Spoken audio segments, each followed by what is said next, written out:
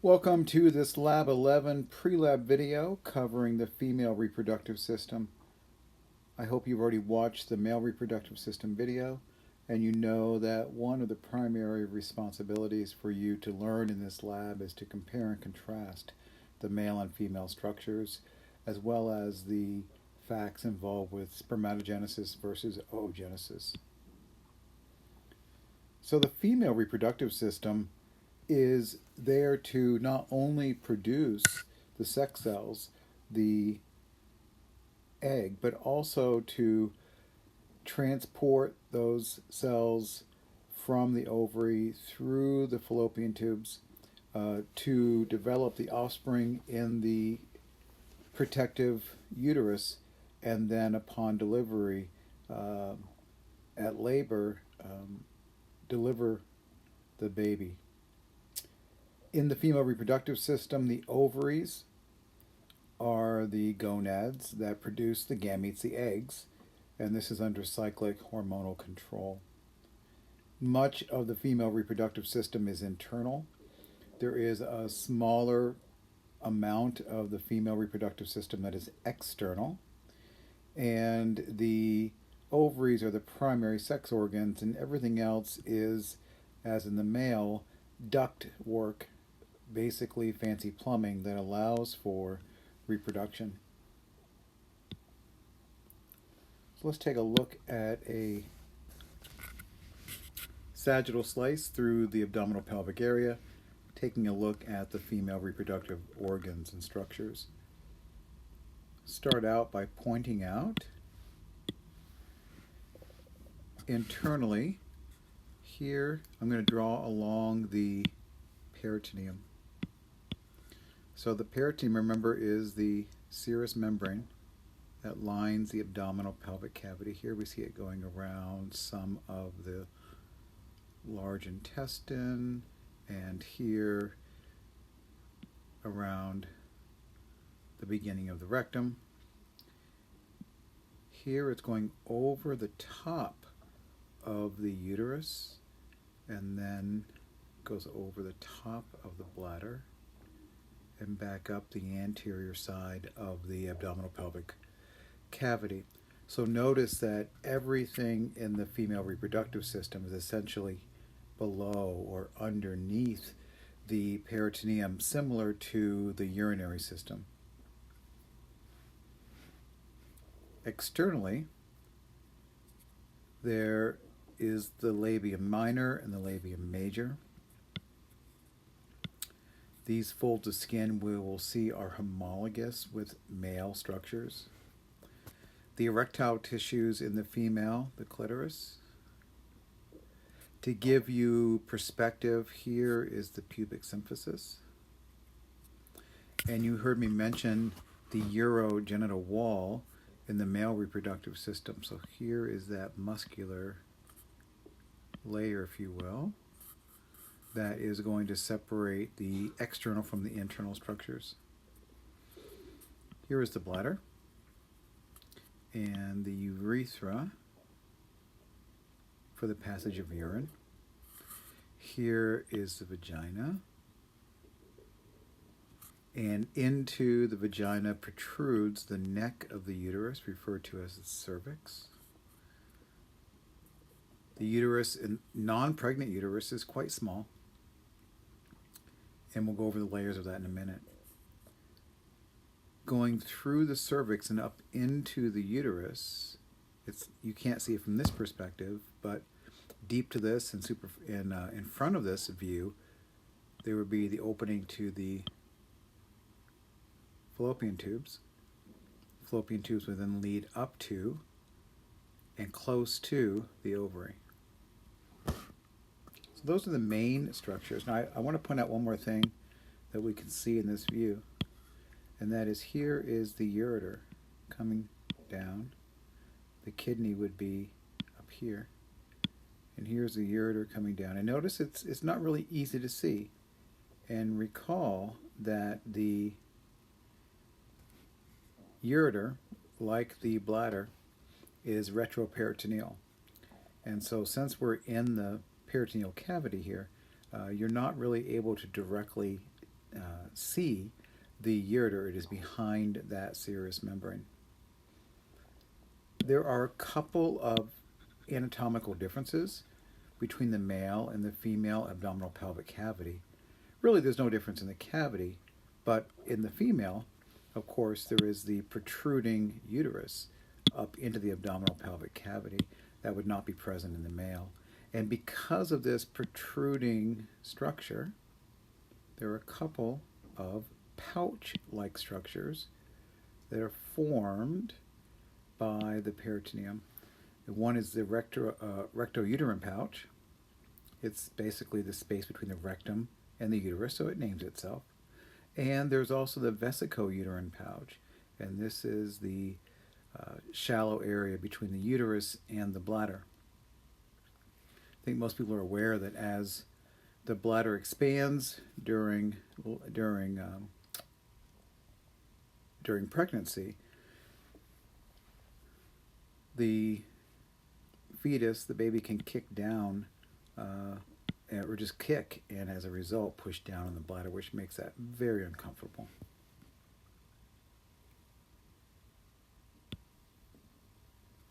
So let's take a different view of the female structures.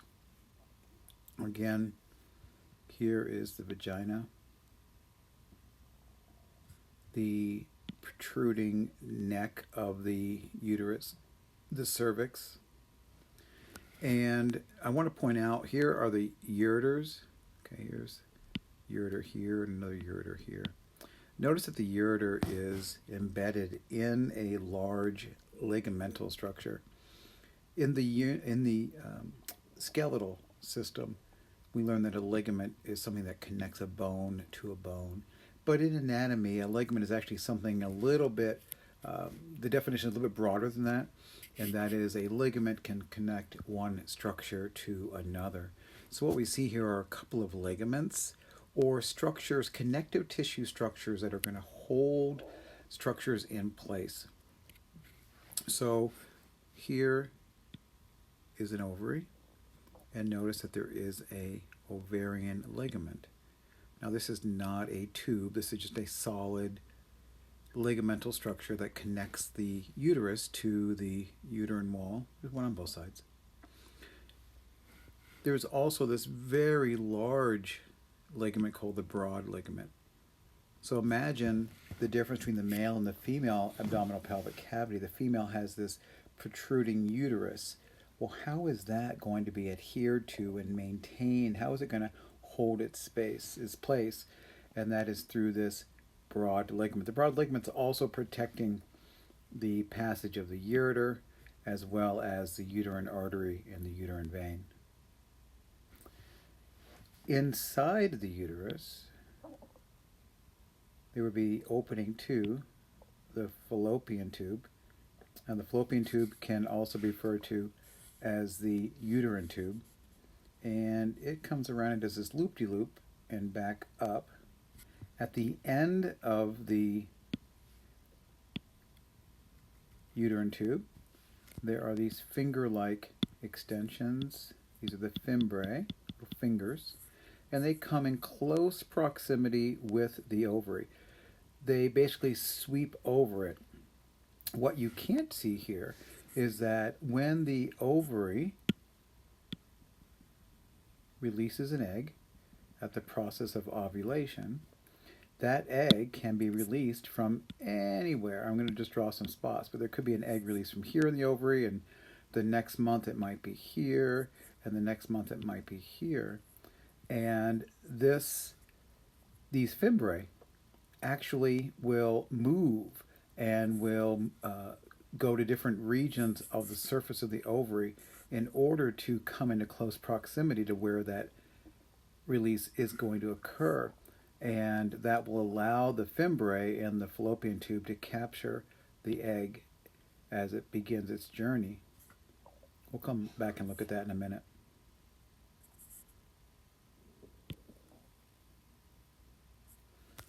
So I want to introduce just a couple of structures about the uterus. Number one, the majority of the uterus would be considered the body.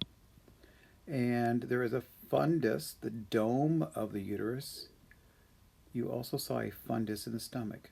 Okay, so the dome of the stomach was called the fundus. The dome of the uterus is called the fundus. You can see in this diagram that the inside of the uterus is in fact continuous with the fallopian tube down to those fimbriae. And there are three layers of the uterus. The outer layer is the perimetrium. And we know peri means around, so that's not too bad. So perimetrium around the outside. The myometrium is the smooth muscle middle layer. It's the thickest layer. And then the endometrium is the lining of the inside of the uterus. There's also a tremendous amount of arterial and venous structures. We'll take a look at that in a moment. But it's a very vascular layer. That internal layer, the endometrium, is an extremely vascular layer.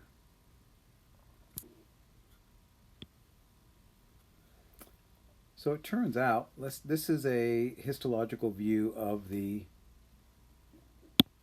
uterus. Turn to yellow here. So the outside layer of the uterus, again, would be considered the perimetrium. And that's just the outside layer. Then there's going to be a rather significant muscle layer, the myometrium. And that's shown all the way through here. Again, this is smooth muscle. And then the internal layer is the endometrium.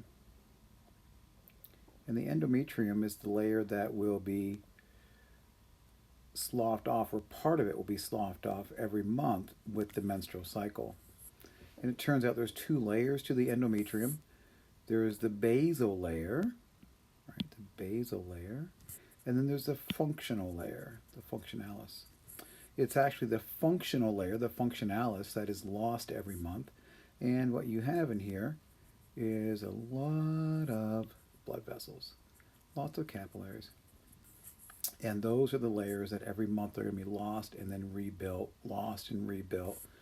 The bottom layer, the basal layer, would not be. So it's just going to be the functional layer that is going to be lost on a monthly basis.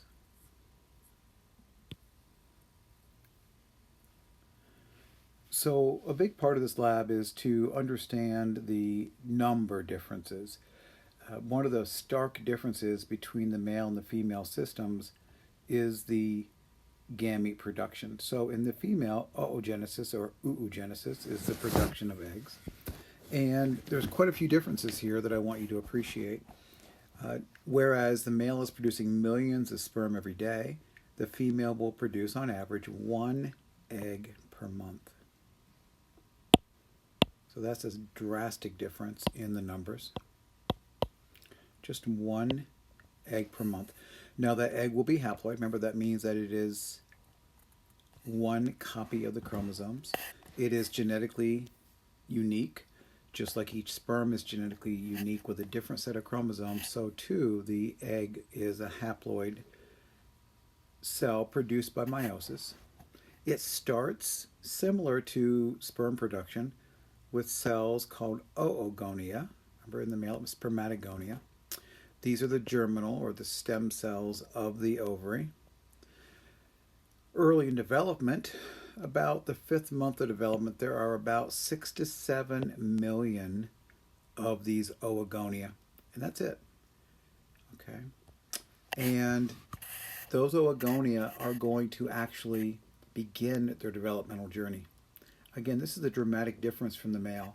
The male does not begin spermatogenesis until puberty, but oogenesis is actually beginning in fetal development.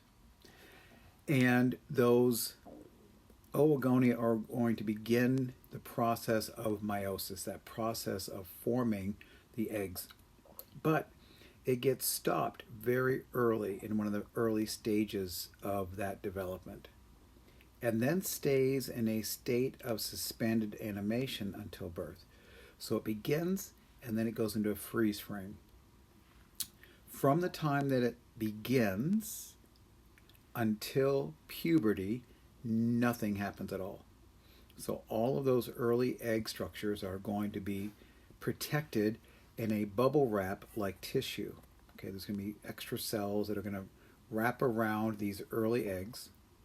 And the egg, along with those bubble wrap cells, is going to be called a primordial follicle. Primordial follicle. In the very center of that follicle is the egg cell, again, surrounded by bubble wrap cells. These follicles are found in the cortex of the ovary. We know what the cortex is, the outer layer of the ovary. And throughout a woman's life, the number of these follicles will diminish. And that process of losing eggs over time is called atresia. Atresia. So let's take a look at the ovary. We're looking at, here is the ovarian ligament. So we saw that a few minutes ago, going over to the uterus, for example. There's also a suspensory ligament that I didn't show before that is helping to hold the ovary into place. And imagine that around the outside edge, all the way around the ovary, right? The outside edge would be called the cortex. So all of this would be the cortex. And in that cortex, all the way around that ovary, there are going to be these oogonia that have started their process of development, but then go into that freeze frame state called the primordial follicle. In this particular drawing, the artist has shown the primordial follicles here. Just a few, right? Each of these little bubble-wrapped eggs, that is a primordial follicle. Now, they would not be just in one location. Again, they would be everywhere. They'd be scattered throughout the entire cortical outer layer of the ovary. Once puberty begins, one of the great mysteries of the female system is that a few of those primordial follicles scattered all around the ovary, just a few of them wake up and they begin to pick up their developmental journey from where they started. So they go from being the primordial follicles and they become primary follicles.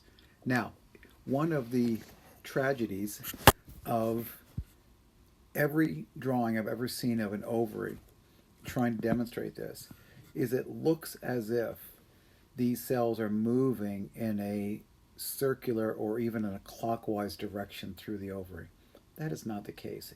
It is shown that way for including all of these stages within the ovary. But in fact, there could be these primordial follicles become primary follicles, and there could be a primary follicle here. Watch my pen. There could be one here. There could be one here, and there could be two over here. Okay, so it is not always clustered in one place. These follicles start getting larger and larger, and they start changing their characteristics, and one or two of them might become a secondary follicle. Secondary follicle gets a lot larger, starts to get some fluid built up around it. You can see that the egg inside is also enlarging during this process. This is actually an example of positive feedback. If you'll remember, positive feedback is when a process begins, it goes to completion.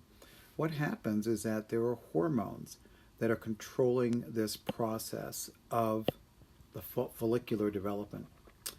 And as the hormones are available, they start to bind to the one of the primary follicles in greater amounts. And as these follicles get larger, they start to suck up the hormones from the area. So what happens basically is that one of these early primordial follicles begins to gather more of those hormones, and the others start to starve off. Only the one that wins that hormonal race and gains the majority of the hormones will enlarge and become known as a tertiary follicle. You'll also see vesicular follicle, and you'll also see the term Graafian follicle. It does have two A's. Graafian, named after a person, so capital G. So it's the same thing. The Graafian follicle, the vesicular follicle, or the tertiary follicle. It is the mature follicle. That's actually the fourth name. So you'll see all four of these names for this follicle. It's become much, much larger. Has a lot of fluid on the inside. The egg itself has gotten larger. This is the one that will be released from the ovary at the time of ovulation. And in this particular picture, the ovulation has occurred here.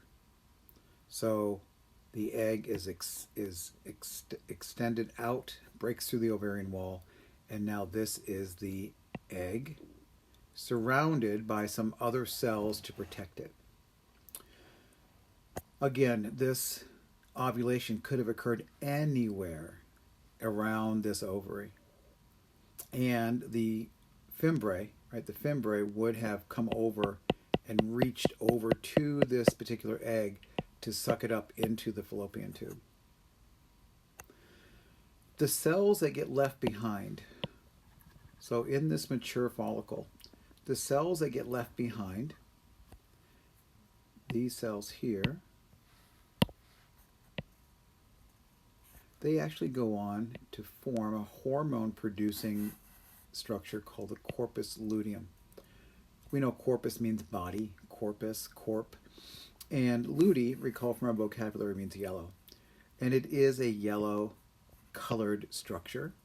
A lot of fat involved here. And that fat is necessary because the hormones that are being produced by the corpus luteum are steroidal hormones. Remember, these are cholesterol-based hormones. They need a lot of fat. So we see a lot of fat around these structures that produce the hormones. After 10 to 13 days or so, the hormone production comes to an end, and now that corpus albicans shrinks down to become the corpus luteum shrinks down to become the corpus albicans. Think albino, the white structure, the white body. Now, there's a lot more detail that I can share with you about this. What I want you to appreciate is simply this. The eggs are protected in these bubble-wrapped follicles. They sit there waiting for puberty to begin. When puberty begins, a few of these primordial follicles begin their developmental journey. As they begin their developmental journey, there's usually 15 or 20 of them that start. One will kind of win the race and become larger. That large one, the other ones will die off and fall off and lose the race. The one that is largest will be released through ovulation. And then the cells left behind in the ovary will become hormone-producing structures called the corpus luteum, which then regresses to become the corpus albicans. We'll see this again in lecture, but I wanted you to at least appreciate these structures. So just to recap this process, this timing of oogenesis, again, comparing this with spermatogenesis. During fetal development, the oogonia, each one an oogonium, begins meiosis and creates a cell which gets wrapped up around with other cells and becomes known as the primordial follicle. This primordial follicle is found in the cortex of the ovary and waits throughout childhood and waits for puberty to begin. Upon puberty, hormones start being produced, and every month about 20 of these primordial follicles will be hormonally awoken by processes that are just really cool and not really well understood. And those 20 or so follicles will start their journey. Most of them, however, will drop off and lose the battle. The mature follicle, the vesicular or the tertiary or the mature or the Graafian follicle, all the same thing, will then be released from the ovary through the process of ovulation. that egg that is released has the potential of being fertilized. And recall last week, or in the other video, sorry, you saw that at the head of the sperm there was a sac of enzymes called the acrosomal sac. And you can see that there's a layer of cells around this egg. When the sperm comes in contact with that egg, it will release those enzymes from the acrosome, and those acrosomal enzymes will be necessary to burrow through the outer layer of the egg in order for fertilization to occur. Now, this process of selecting 20 or so of these primordial follicles will continue and continue all the way until menopause. And at menopause, there is no longer any of these eggs available for release. So let's take a look at an ovary. Under the microscope, you get some yellow here. Under the microscope, here is the outer layer of the ovary. Again, this would be the outer layer, the cortex. So this is the cortex, and in the cortex, you can see that there are just lots and lots of these primordial follicles. Again, those are the baby eggs with the bubble wrap around them. Okay, and I can tell that this is an ovary of a post-pubescent individual because I do see larger developing follicles. So if this was a pre-puberty ovary, you would only see these primordial follicles. But because I am seeing some primary follicles and evidence of development, I know that I'm looking at a post-pubescent ovary. The hormones that are responsible for the follicle development are FSH and LH. We'll talk about these in lecture. It's not going to be a focus here. We talked about testosterone just a little bit produced by the Leydig cells in the male. So I'll just mention these hormones. Follicle stimulating hormone, FSH, and luteinizing hormone. And we'll see their impact on the development of the follicle. As the name suggests, follicle stimulating hormone. So this hormone must in some way stimulate the formation of the follicle, and it does do that. And so that mature or that Graafian follicle, you can see, is much, much, much, much larger. The egg is protected here and is surrounded by a layer of cells that will be released with it.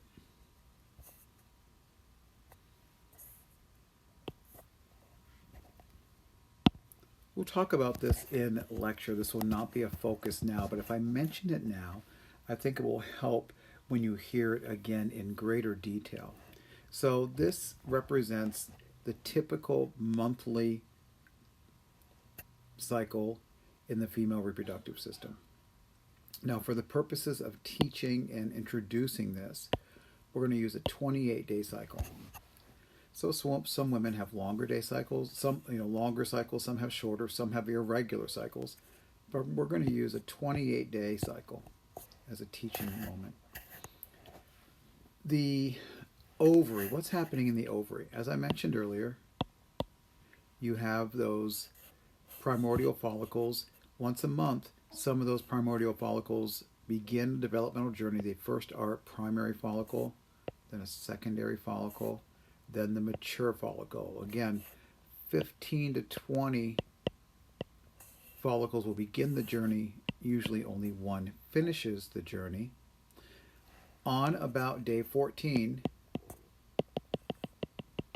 halfway through the cycle, that mature follicle will erupt from the ovary, and that egg has the potential of being fertilized by sperm.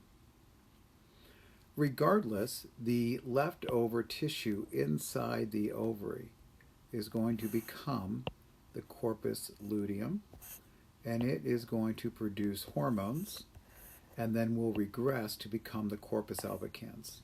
So all of this is happening in that 28-day cycle. This is what's happening in the ovary. What's happening in the uterus at the same time? Again, under the same hormonal control. The uterus is from days 1 through 28. The first 5 or so days are going to be the menstrual phase. This is when the menstrual cycling is occurring. This is referring to that endometrium. Remember I showed you that there's a basal layer and a functional layer, the functionalis. And you can see that the functionalis layer is lost. It's shed off. All those blood vessels that were in that functional layer are related to the bleeding of menstrual cycle. So the first 5 or so days, the functional layer is lost. And then the endometrium will begin to proliferate, will begin to build back up. And that building phase is in fact called the proliferative phase. So we have the menstrual phase, the bleeding phase, the first 5 or so days, then the proliferative phase as it begins, that functional layer of the endometrium is once again building itself up. And that's happening through day 14 or so. At ovulation, the uterus then goes into the secretory phase. The reason it's called the secretory phase, this is the period where the corpus luteum starts to release its products. And these hormones that it's producing are having an influence on the uterus. Now that influence is to continue to proliferate. So it's going to continue to get thicker. Notice all this vascular change that's occurring so that the uterus is becoming, quote, ripe and ready for implantation, ready for the potential of the embryo to reach the uterus and implant. Remember I told you that this is only going to be producing hormones for about 10 to 13 days. When those hormone levels regress, right, when we see the corpus luteum regress and those hormones levels reduce, those hormones were necessary for the endometrium. And immediately or very quickly you see the sloughing off of the functional layer once again in the beginning of the menstrual cycle. So again, we'll go back through this again in detail. We'll talk more about some of the hormones that are going on here. But I wanted you to see this, start to process understanding what's happening in the ovary and simultaneously what's happening in the uterus.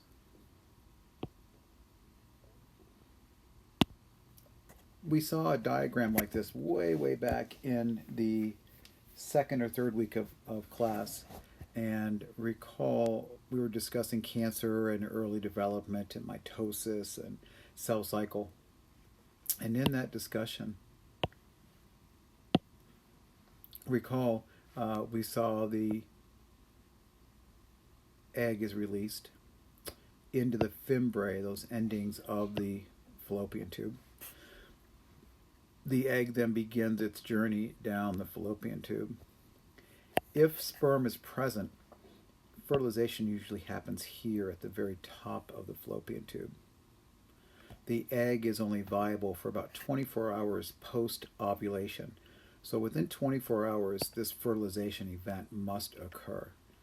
Recall that sperm are viable for 2 to 3 days. And so that means that sperm have already been there waiting for ovulation or arrive within a few hours following ovulation. If this egg is fertilized, then that is called the zygote. The fertilized egg is the zygote. The zygote is the first diploid cell. Recall that the egg and sperm are both haploid. So the oocyte is haploid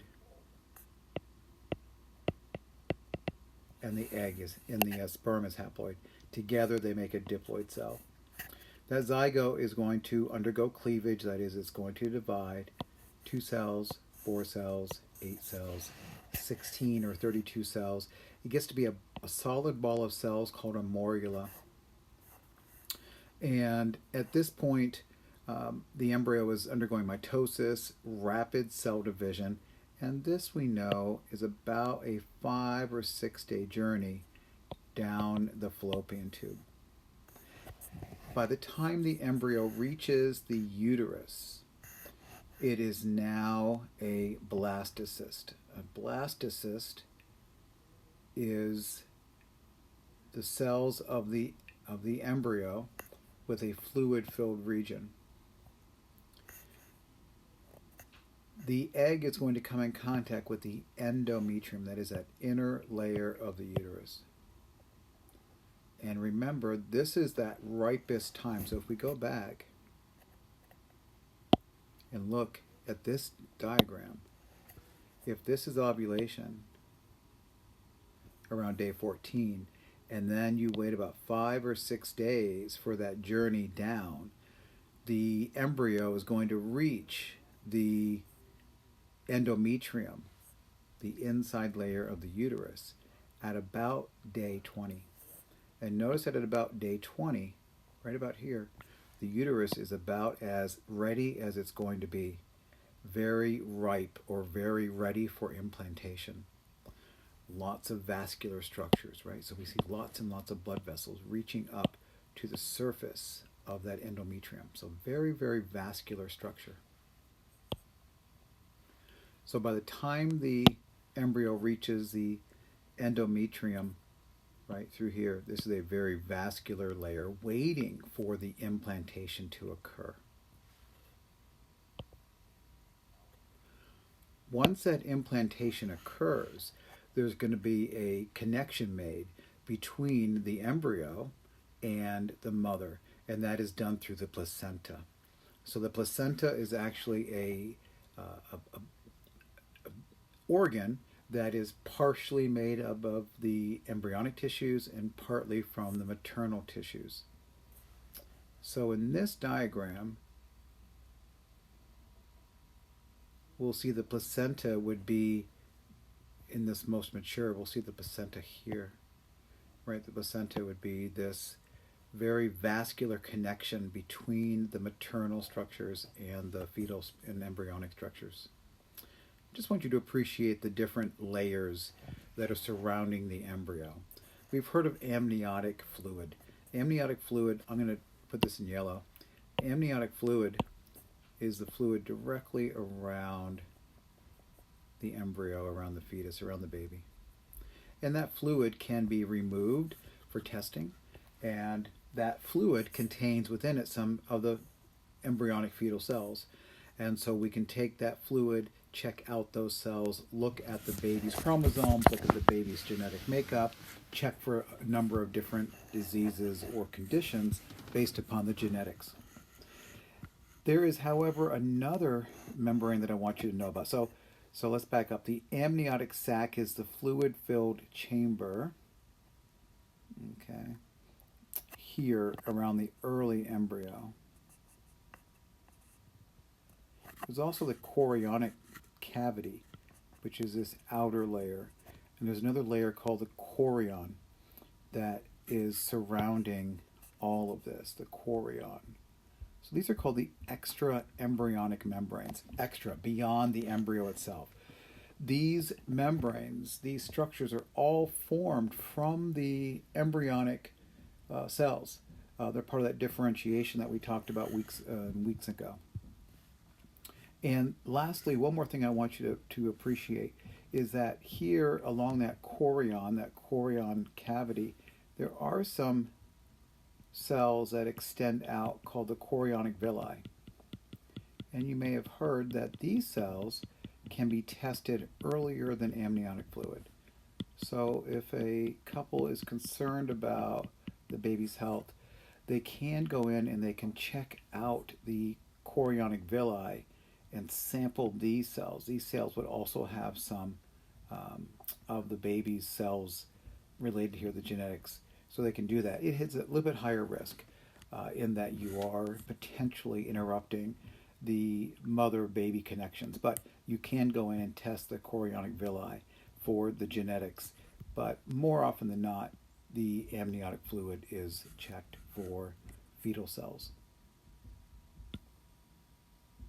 So looking at this, a little bit easier to see in this drawing, is toward the end of development when the baby is significantly larger. The chorion is simply the outer layer. The amnion is the inner layer. The amniotic sac then is containing all this fluid. As you can see, as the baby grows larger, the amniotic sac becomes very significant. The placenta is the connection between the mother and the baby, and it has these blood vessels that are mixing of blood between the baby and the mother. And some of those cells, again, can be checked. So you can see that some of those cells are fetal, and some of those cells and structures are maternal. Lastly, in the female reproductive system, the breast is an important part of the system. And just point out a couple of structures here. So the breasts are sitting superficial to the pectoralis muscles. And just a couple of structures here I want you to see in addition to the nipple. So the nipple, the areolar, is simply the brown area around the nipple. And protruding at the nipple is a lactiferous sinus. Lactiferous sinus is leading to a series of lactiferous ducts. These ducts are the milk producing or the milk letting ducts. The non-pregnant mammary glands are not very active, you can see here, but during pregnancy they become much larger and begin the production of milk, lactation. And there's a fair amount of fat within the breast, and then intermixed within the fat, I'll change this to red, there are suspensory ligaments. The suspensory ligaments are helping to hold the breast tissue up, and these ligaments are structures which with age begin to sag and cause the breast to sag with aging. So that brings us to the end of the female reproductive system. I hope you have and will enjoy this lab.